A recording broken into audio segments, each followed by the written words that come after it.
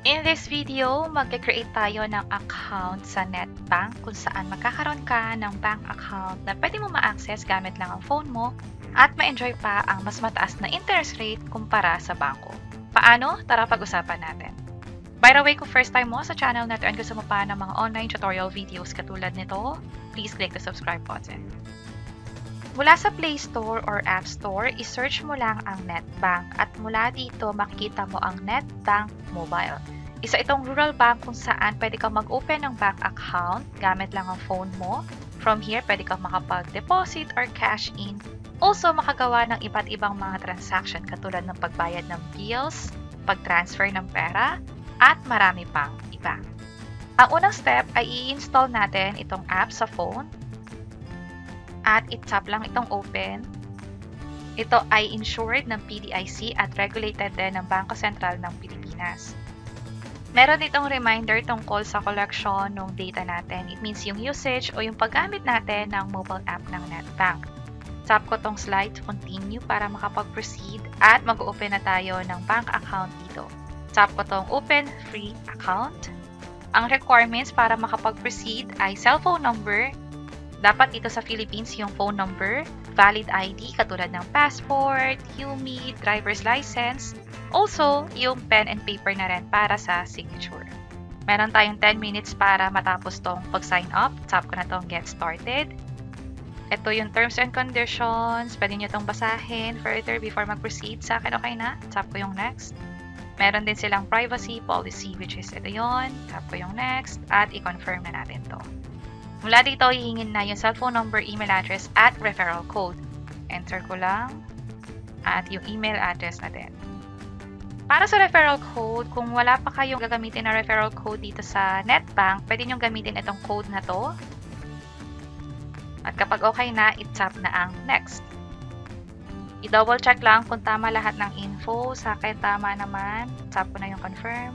At i-type na dito yung OTP o code na ma-receive sa phone. Which is ito siya, galing siya mismo sa NetBank. Type ko lang dito. At kailangan na mag-provide ng basic information tungkol sa atin. Una ay yung first name, yung middle name, at yung last name natin. Mother's maiden name, ito yung pangalan ng nanay natin, nung dalaga pa. Next naman ay yung gender, nationality, birthplace. Hindi ako US citizen, so i-off ko lang to. Country of birth, Philippines, at yung birth date naman dito. Kapag okay na, i-tap na ang next.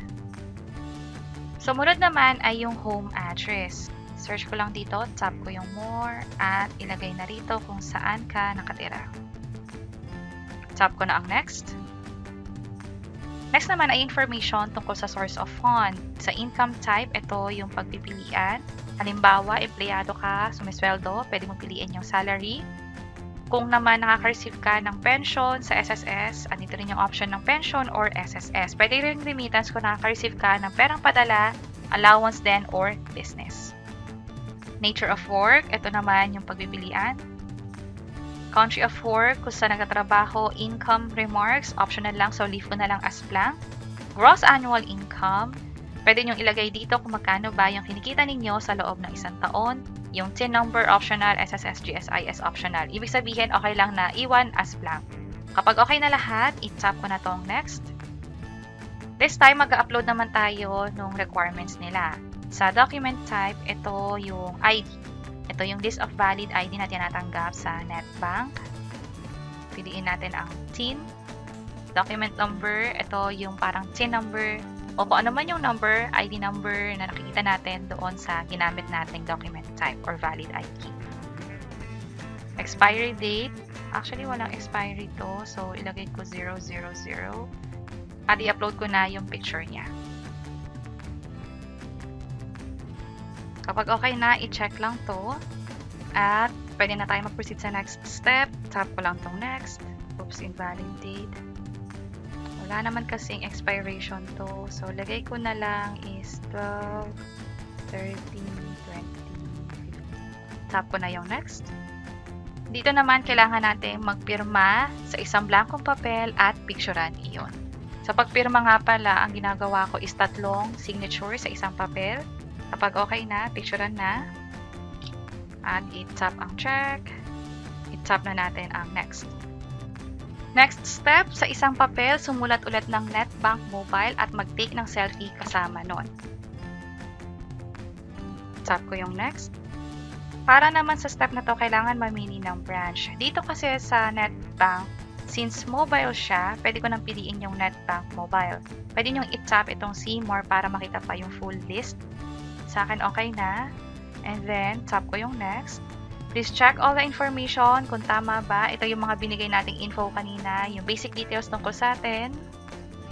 At kapag na-review na lahat, pwede na mag-proceed sa next step, tap yung accept. Pero kapag may kailangang balikan sa previous na pages, i-tap lang tong arrow at pwedeng balikan yung may mga nangangailangan ng correction.